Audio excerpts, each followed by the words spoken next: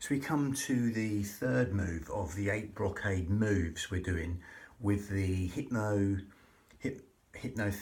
Pilates and yogic principles within the breathing.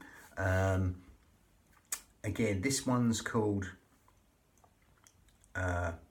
drawing the arrow even to let the arrow fly. Sorry, drawing the bow even to let the arrow fly, and taking an arrow to shoot the golden eagle.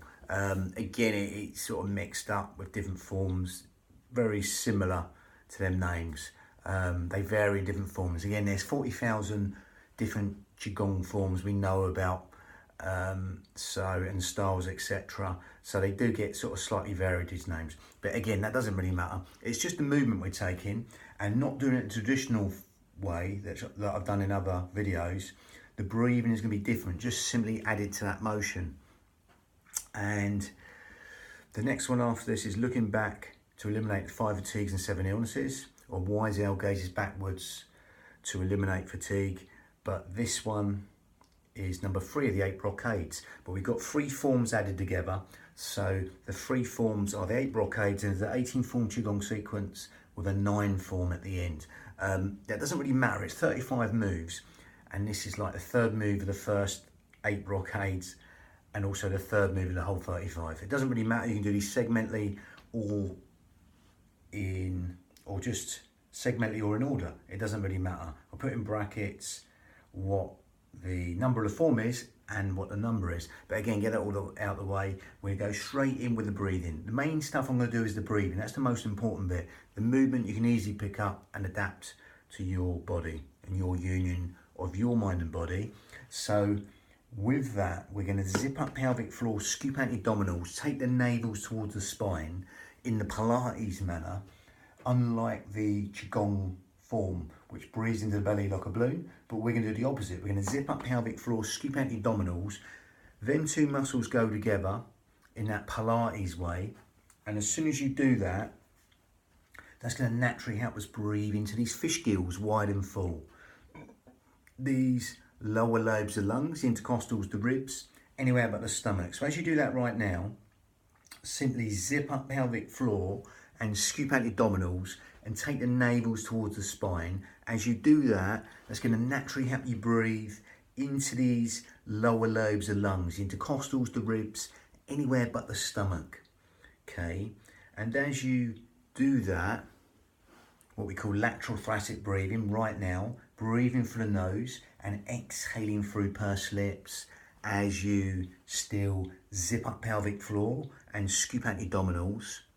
That'll help us use the transverse abdominis, the corset muscle, the powerhouse, the girdle of strength, 3 layers deep, and the pelvic floor, by helping us breathe anywhere but the belly, but helping us breathe into these lower lobes of lungs, because there's nowhere else for the breath to go apart from into these fish gills, 3D style, organ deep, cell deep, even bone marrow deep right now. As you do that, feel that breath going in low and deep to the lower lobes of lungs, intercostals, the ribs, anywhere but the stomach.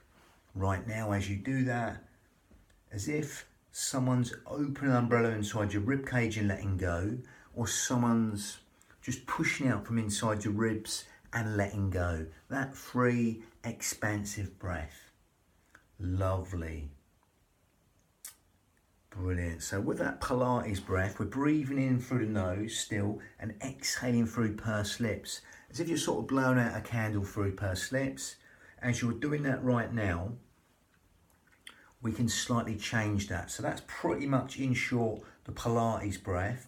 But as we come away from that, or we stay with that basically, with the breath you're doing right now, carry on doing that right now, but all we do is close the mouth now, and it's the same deal, zip up pelvic floor, scoop out your abdominals, but the only difference is we simply breathe in and out through the nose right now. And as you do that right now, breathing in and out through the nose, as you're still zipping up pelvic floor, scooping out your abdominals, that's going to make that slightly more yogic breath. Just give you that space to just feel that difference through breathing in and out through the nose, because that will lengthen the whole will cycle of the breath. Okay, through that small little filter through the nose right now, but as you're doing it, still zip up pelvic floor, scoop out your abdominals.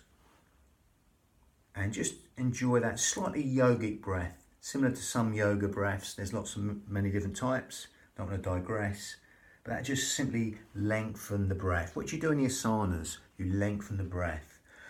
Now you'll naturally feel that that out breath want to fall longer than the in breath. So simply allow that to happen. And as you allow that to happen right now, that out breath to go longer than the in breath, simply allow that to happen. And as you do that, as you allow that to happen, you can consciously take your mind to that out breath. Okay?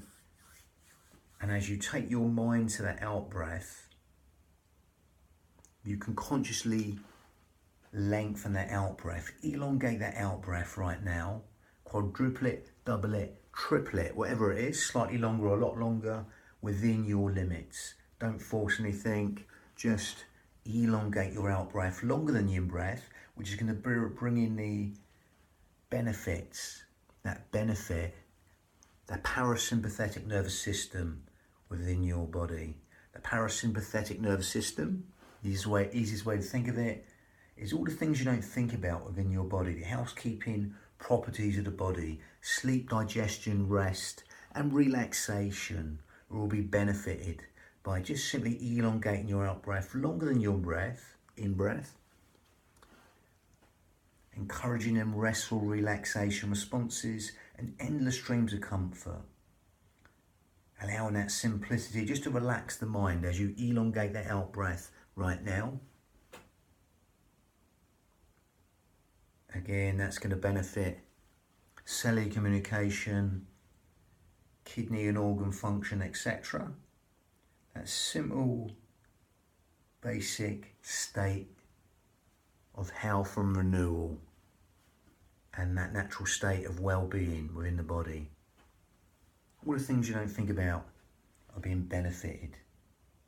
Lovely. By just simply elongating the out breath longer than that in breath. That brings in the hypnotic responses, a bit like 7-11 breathing in hypnosis.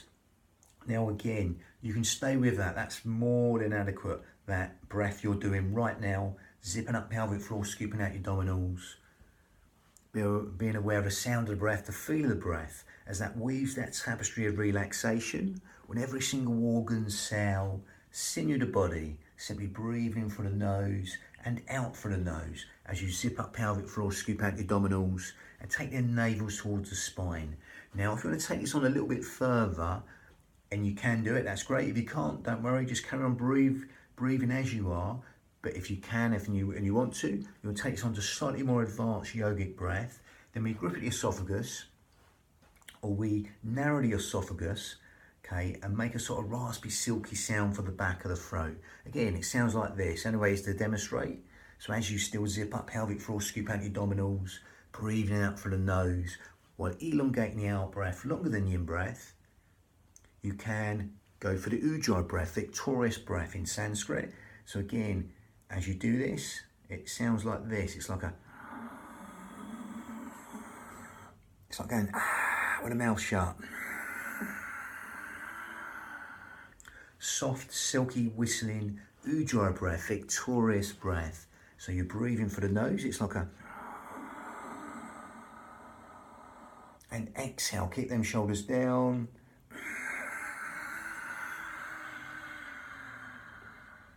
That soft, silky, whistling, ujjayi breath, victorious breath, seashore breathing, near enough like sort of Darth Vader breath, just like going with the mouth shut. Okay, lovely. That stimulates your thyroid gland, which helps with weight control, etc. Helps us build the heat in the body, helps us fan the fire, burn all the toxins in the body. Ujjayi breath, victorious breath, lovely. And that gives the mind something to focus on, as you can hear that right now. Even if you can't get the ujjayi breath, don't worry. Just still be aware of the sound of the breath, the feel of the breath. as it weaves that tapestry of relaxation in every single organ, cell, sinew of the body, that manifests that breath. Every atom, sinew of the body.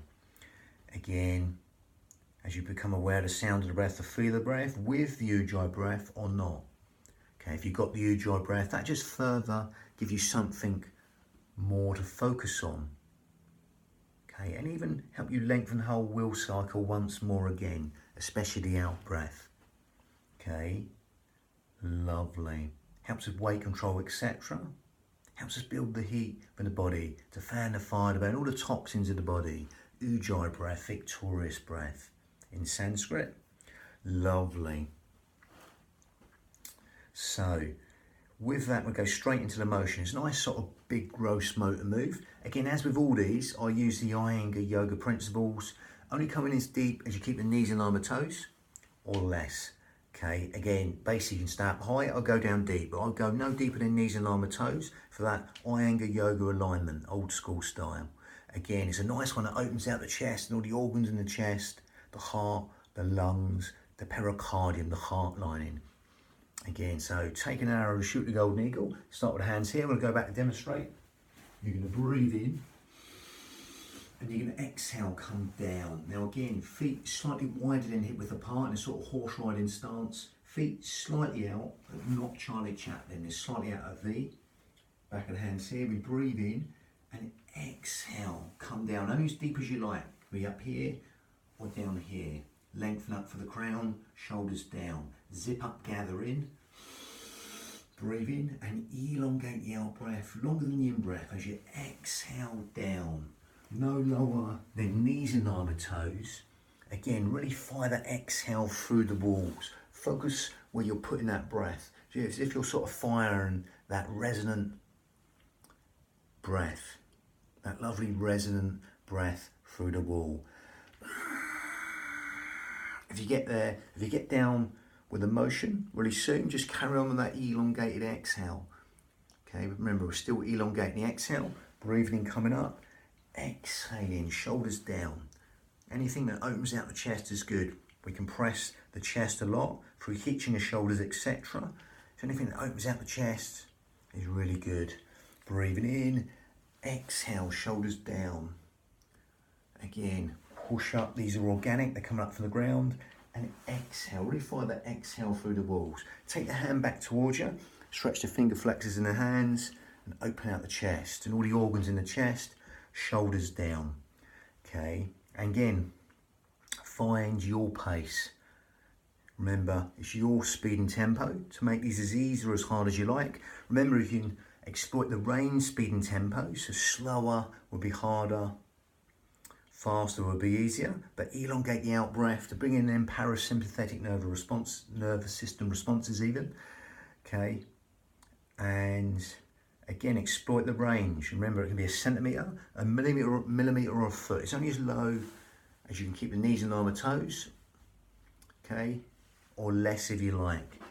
Okay, again, there's two schools of thought with them, but I'm sticking to the old school Iyengar yoga principles there. Lovely. So next move is the fourth of the 8 brocades, but fourth of the whole 35, 3 forms together. Looking back to eliminate the 5 fatigues and 7 illnesses, or wise owl gazes backwards to eliminate fatigue. Again, simply wise owl gazes backwards. That's next. Bang. That was the end of number 3. Number 4 next. Bang.